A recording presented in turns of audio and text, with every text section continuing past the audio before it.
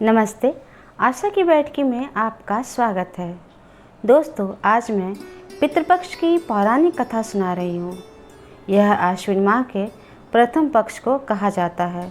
पितृपक्ष में पूर्वजों की आत्मा की शांति के लिए तर्पण या पिंडदान किया जाता है। इस तरह हम पितरों का ऋण श्राद्ध के द्वारा चुका सकते हैं। अब कथा सुनिए। पितृपक्ष की पौराणिक कथा के अनुसार जोगे तथा भोगे दो भाई थे। दोनों अलग अलग रहते थे। जोगे धनी था और भोगे निर्धन। दोनों में परस्पर बड़ा प्रेम था। जोगे की पत्नी को धन का अभिमान था, किंतु भोगे की पत्नी बड़ी सरल हृदया थी। पितृपक्ष आने पर जोगे की पत्नी ने उससे पितरों का श्राद्ध करने के लिए कहा, तो जोगे इसे व्यर्थ का कार्य समझकर टालने की चेष्टा करने लगा। किंतु उसकी पत्नी बहुत समझदार थी।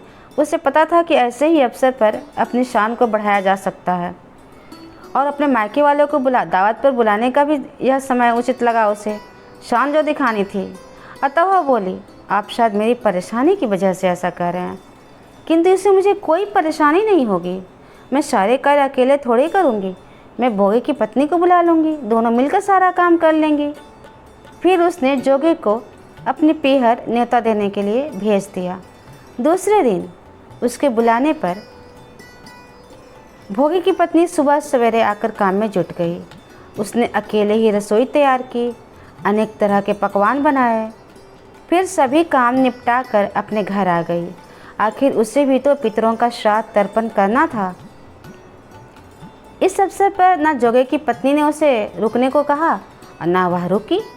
शीघ्र ही दोपहर हो गई। पितर भूमि पर उतरे। जोगे और भोगे के पितर पहले जोगे के यहाँ गए तो देखकर हैरान रह गए कि उसके ससुराल वाले वहाँ भोजन पर जुटे हैं और उनके लिए कुछ भी नहीं छोड़ा गया है खाने को। निराश होकर वे भोगे के यहाँ गए। वहाँ भी हायरे क्या था, मात्र पितरों के नाम पर अगियारी दे दी गई थी। पितरों ने उसकी राख चाटी और भूखे ही नदी के तट पर जा पहुँचे। थोड़ी देर में सारे पितर इकट्ठे हो गए और अपने अपने यहाँ के श्राद्धों की बड़ाई करने लगे। जोगे और भोगे के पितरों ने भी अपनी आपबीती सुनाई। फिर वे सोचने लगे, अगर भोगे समर्थ होता तो शायद उन्हें भूखा ना रहना पड़ता, मगर भोगे के घर में तो 2 जून की रोटी भी खाने को नहीं। उनके तो बच्चे भी भूखे थे। यही सब सोचकर उन्हें भोगे पर बहुत दया आ गई। अचानक वह नाच नाच कर गाने लगे, भोगे के घर धन हो जाए, भोगे के घर धन हो जाए, भोगे के घर धन हो जाए, भोगे के घर धन हो जाए। सांझ होने को आई। भोगे के बच्चों को कुछ भी खाने को नहीं मिला था।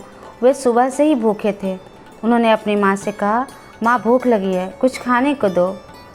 उनकी माँ उन्हें टालने के लिए बोली, जाओ आंगन में हौदी रखा है, उससे उलट कर देखो उसमें कुछ है तो जो मिले मिल बांट कर खा लो। बच्चे वहाँ पहुँचे तो क्या देखते हैं कि हौदी तो मोहरे से भरी पड़ी है।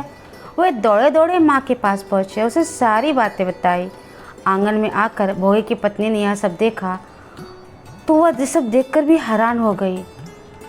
उन्हें जरूर लगा यह सब पितरों की कृपा का फल है। उन्हें मन ही मन नमस्कार की। इस प्रकार भोगे भी धनी हो गया, मगर धन पाकर वह घमंडी नहीं हुआ। दूसरे साल का पितृपक्ष आया। श्राद्ध के दिन भोगे की पत्नी ने श्रद्धापूर्वक 56 प्रकार के व्यंजन बनाए, ब्राह्मणों को बुलाकर श्राद्ध किया, भोजन कराया, दक्षिणा दी। जेठ और जेठानी को सोने और चांदी के बर्तनों में भोजन कराया। इससे पितर बड़े प्रसन्न हुए और बहुत तृप्त होकर के गए। इतिश्री। आपको यह कहानी कैसी लगी कमेंट बॉक्स में ज़रूर लिखिए। साथ ही लाइक भी करें, कमेंट भी कीजिए और सब्सक्राइब करना तो बिल्कुल ना भूलें। धन्यवाद।